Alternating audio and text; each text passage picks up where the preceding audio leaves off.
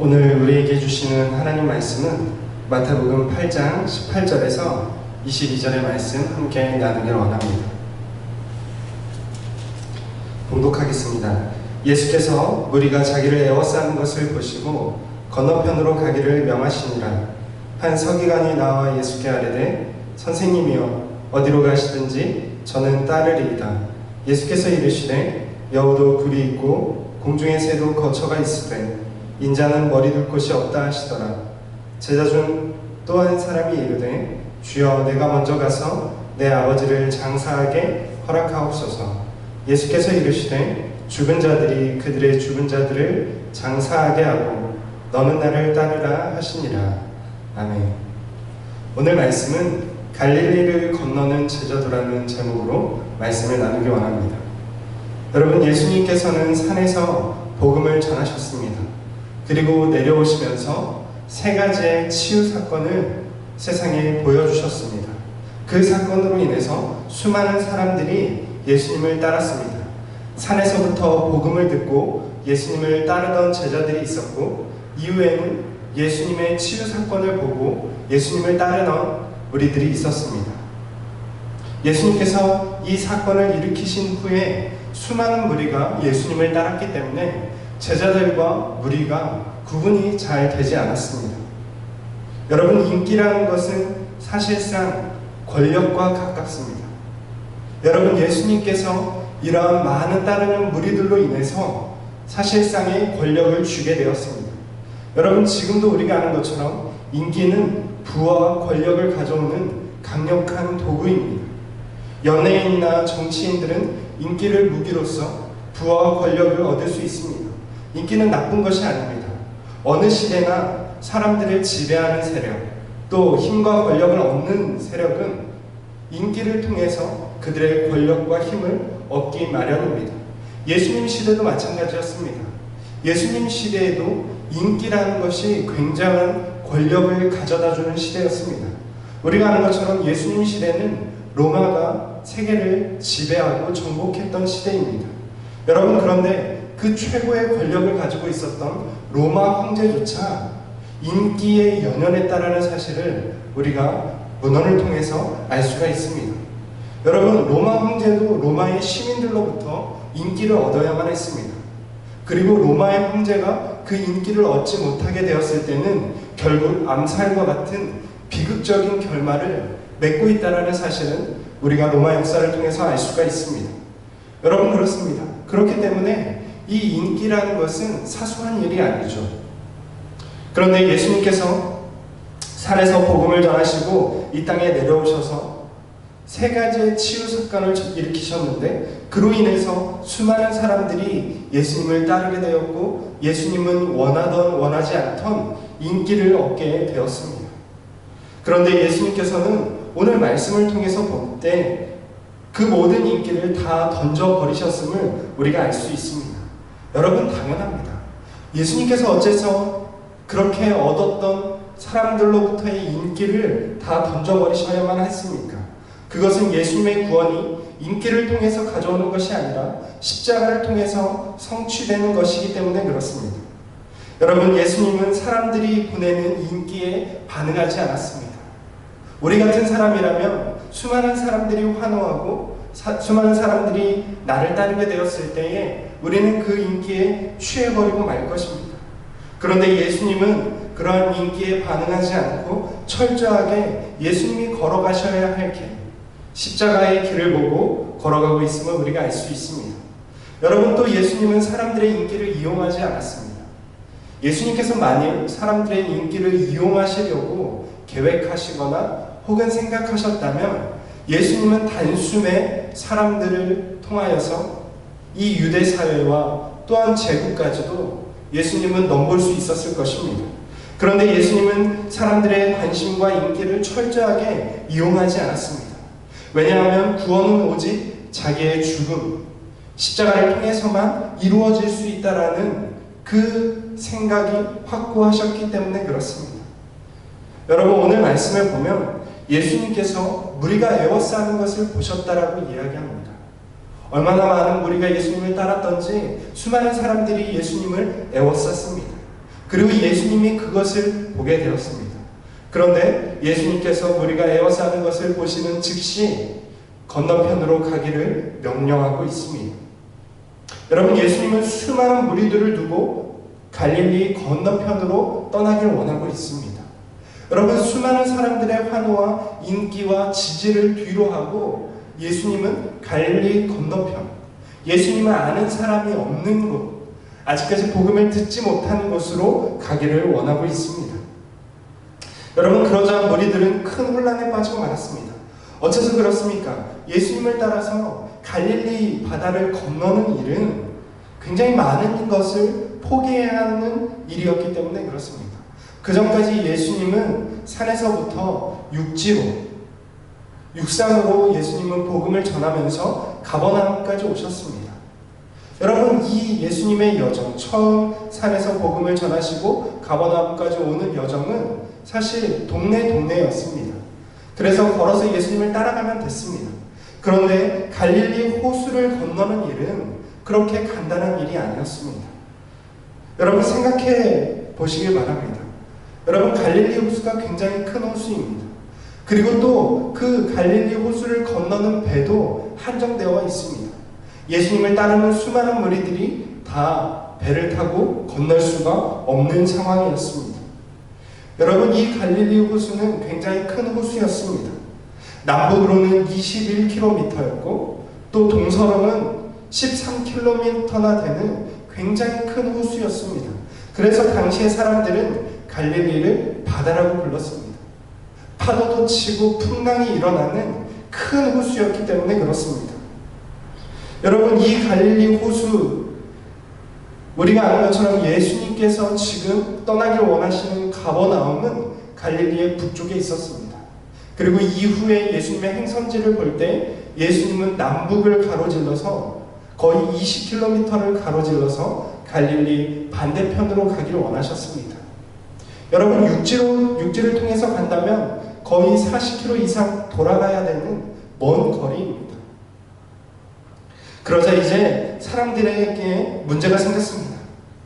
이제 예수님을 따르던 수많은 무리들이 예수님을 따라서 갈릴리를 건너갈 것인가 아니면 멈출 것인가, 이것을 심각하게 고민하기 시작했습니다. 더 이상 대부분의 무리들은 예수님을 따라서 갈릴리를 건너갈 수가 없었습니다. 자기의 동네에 생업이 있었고 자기가 생활해야 되는 가족들이 있었기 때문에 그렇습니다. 갈릴리를 건너는 것, 예수님의 이 말씀 한마디로 인해서 예수님을 따르던 수많은 무리들과 제자들이 확실하게 구분되기 시작했습니다. 여러분, 예수님을 따르는 제자들은 예수님을 따라서 갈릴리를 건너야만 했습니다. 여러분, 그렇기 때문에 내가 제자인가 아닌가, 이것은 예수님을 따라서 갈릴리를 건너는가 건너지 않는가로 판가름 나게 되었던 것입니다. 여러분, 그때에 오늘 두 사람이 예수님께 나와서 심각하게 질문을 하기 시작합니다. 여러분, 첫째로 서기관이 예수님께 나와서 이렇게 이야기합니다. 여러분, 이 한 서기관은 이렇게 예수님께 말했습니다. 선생님이여, 어디로 가시든지 저는 따르리이다. 여러분, 이 서기관은 예수님께서 갈릴리를 건너가시겠다고 할 때 나는 예수님이 어디로 가시든지 따르겠습니다 라고 이야기했습니다. 그러니까 이 사람은 지금 나도 갈릴리를 건너는 배를 타겠다라고 이야기하고 있는 것입니다. 그런데 여러분, 이 사람의 요청이 무엇인지 다시 한번 찬찬히 우리가 살펴보기 원합니다. 먼저 이 서기관은 예수님을 선생님이라고 부르고 있습니다. 여러분, 서기관이 누구입니까? 예수님 시대의 서기관은 율법학자를 뜻했습니다. 율법을 연구하는 율법학자가 서기관이었습니다. 그리고 또 대부분의 서기관들은 바리새인들이었습니다. 또 율법을 연구하는 법률 전문가들이었습니다.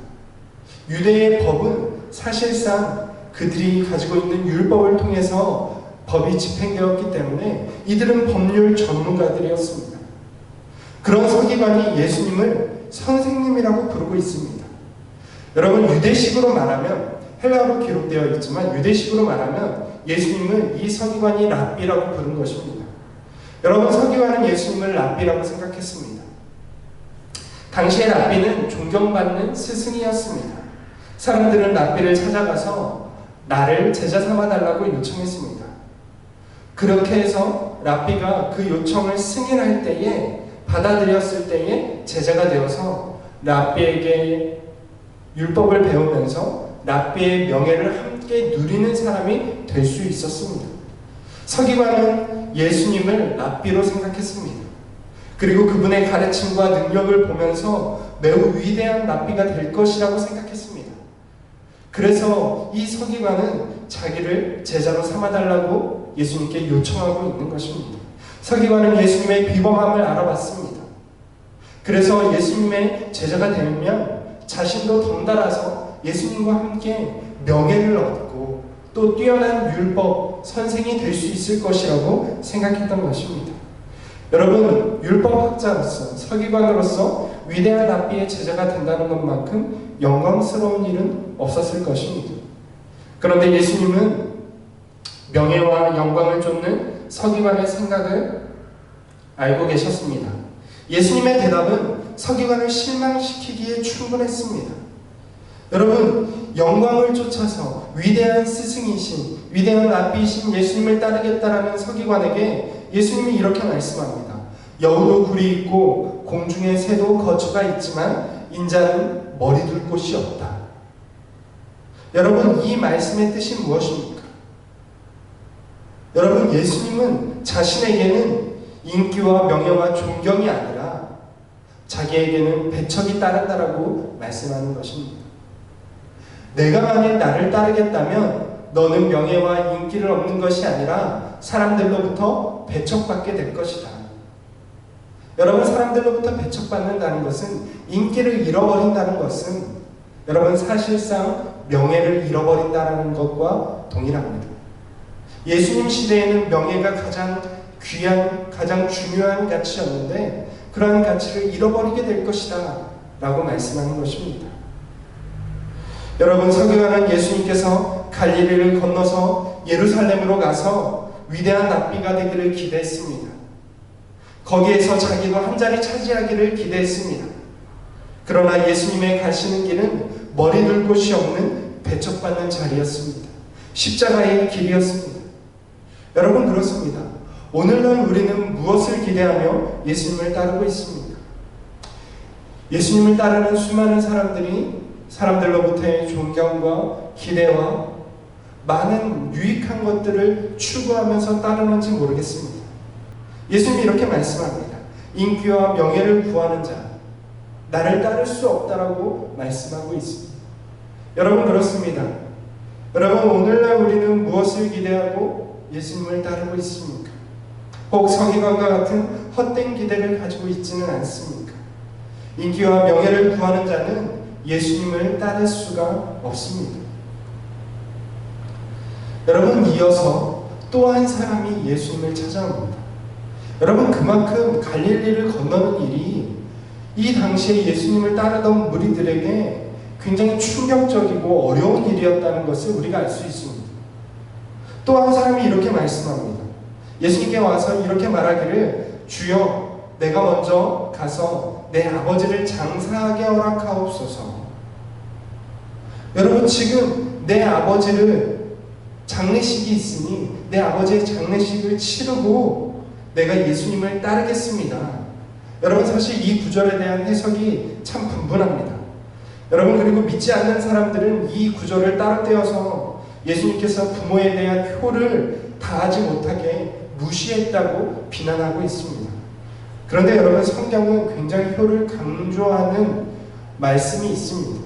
부모를 공경하는 것이 보상된, 약속이 있는, 보상이 있는 첫 번째 된 계명입니다.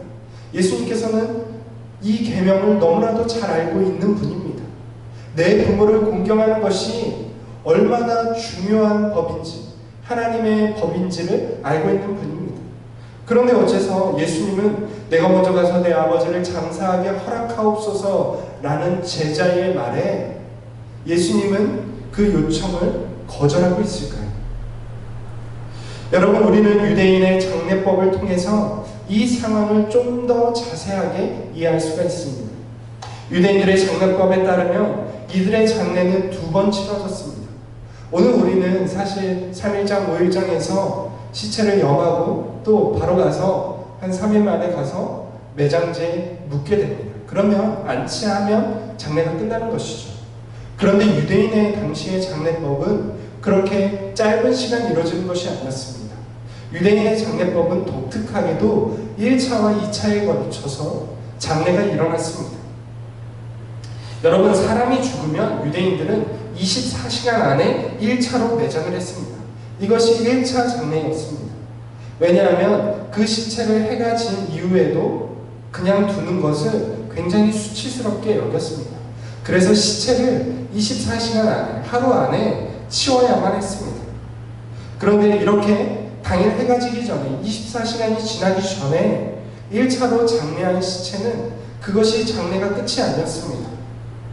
이렇게 매장한 시체가 1년이 지나면 살은 썩어서 없어지게 되고 뼈만 남게 됩니다. 그러면 이제 그 유골을 모아서 2차로 장례를 치렀습니다.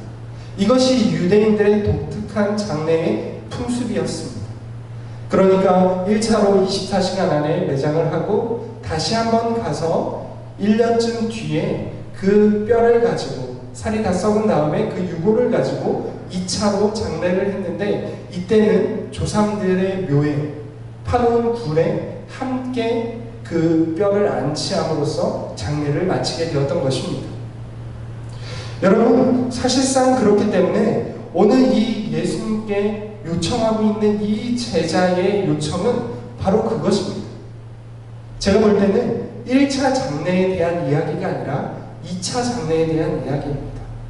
그러니까 이 제자가 예수님을 따라서 갈릴리를 건널 때에 걱정되는 것이 하나 있었죠. 예수님께서 아마도 갈릴리를 떠나서 먼 길을 가실 것 같은데, 1년 이상 되는 긴 여정을 떠나실 것 같은데, 그렇게 되면 내가 내 아버지의 2차 장례를 치를 수가 없기 때문에 예수님께 요청하는 것입니다.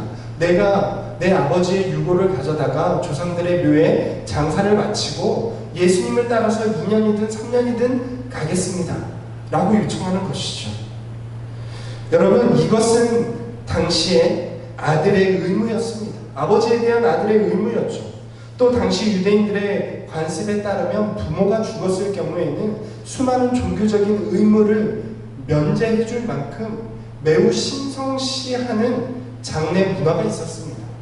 그러니까 그 어떠한 많은 종교적인 의무들이 있었는데, 그러한 의무들조차도 이 장례가 함께 걸렸을 때, 할례라든지 많은 이러한 것들이 장례와 함께 겹쳤을 때에 그 의무가 면제되거나 혹은 이후로 미뤄질 수, 연기될 수 있었다는 것이죠.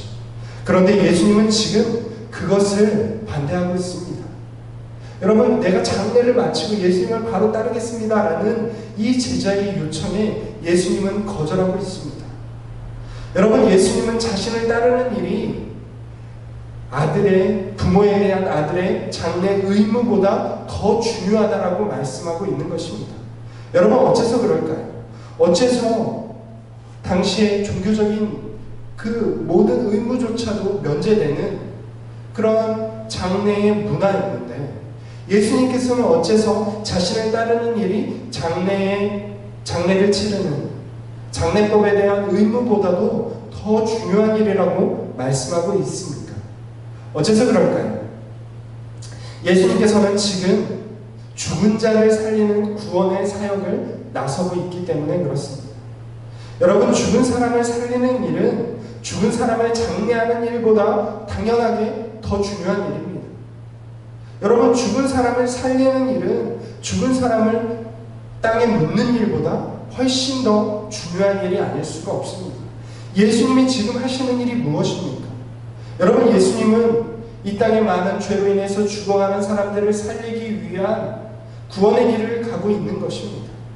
여러분, 그 구원의 길은 예수님께서 산에서 산상수훈의 설교 말씀을 전하심으로써 시작되었습니다. 3명의 사람을 치유하는 사건을 통해서 성취되기 시작했습니다. 이제 가버나움을 떠나서 갈릴리 북부를 떠나서 갈릴리 남부에 복음을 알지 못하는 사람들에게 전하겠다라고 말씀하시고 있습니다. 여러분, 그렇기 때문에 예수님은 내가 가서 아버지를 2차 장례하는 것보다 나를 따라가는 길이 훨씬 더 중요하다라고 말씀하고 있는 것입니다. 여러분, 그렇습니다. 죽은 자를 매장하러 가는 길보다 죽은 자를 살리러 가는 길이 더 중요한 일입니다. 예수님은 제자에게 나를 따라 생명을 구원하는 복음의 길로 가라고 초청하고 있습니다. 여러분, 사실 우리도, 저와 여러분도 이 길, 제자의 길에 초청받은 사람들입니다.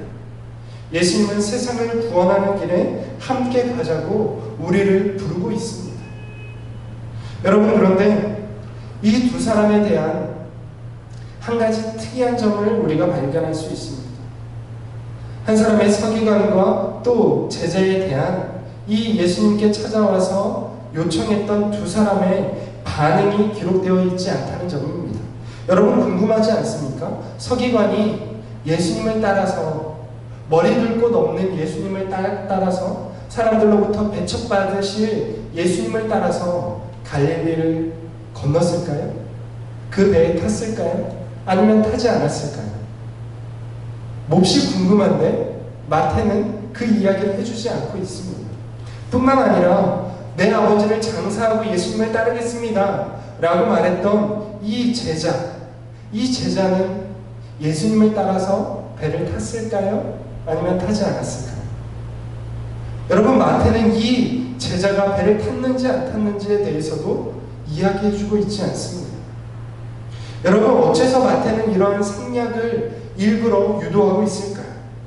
여러분, 사실상 저는 마태가 오늘날 이 복음을 듣는 우리들에게 주는 메시지라고 생각합니다.